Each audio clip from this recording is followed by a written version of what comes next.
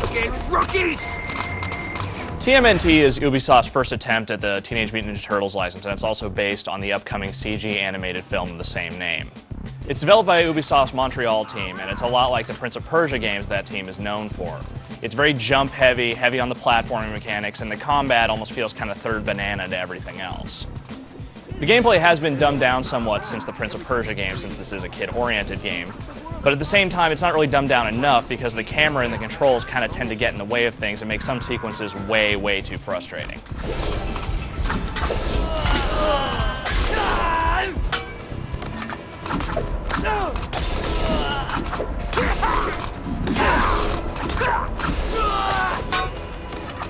TMNT ties basically into the film, and it puts the four turtles into this jump-heavy adventure where they spend most of the game leaping around buildings and cliffs and mountains and more buildings and a whole lot of buildings that seem very painstakingly laid out just for turtles to be able to hop around them. You can do all sorts of different stuff, like, jump and double jump as you would in any platformer, but you can also kind of wall climb, wall run, do a lot of wall jumping back and forth, and spend a lot of time hopping around walls for the most part. Yes, thanks for the idea.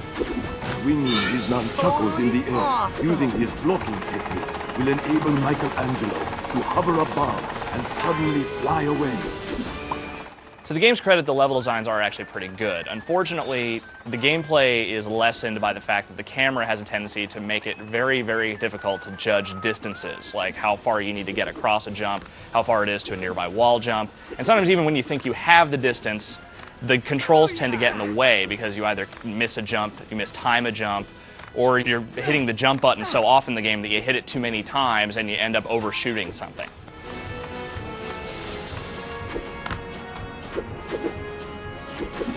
The game also has combat, but the combat doesn't really go anywhere, or neither is it particularly interesting.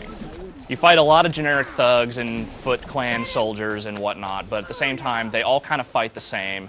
None of them are very aggressive, and you really only have one main attack button that you just kind of hammer endlessly, doing the same combo over and over and over again.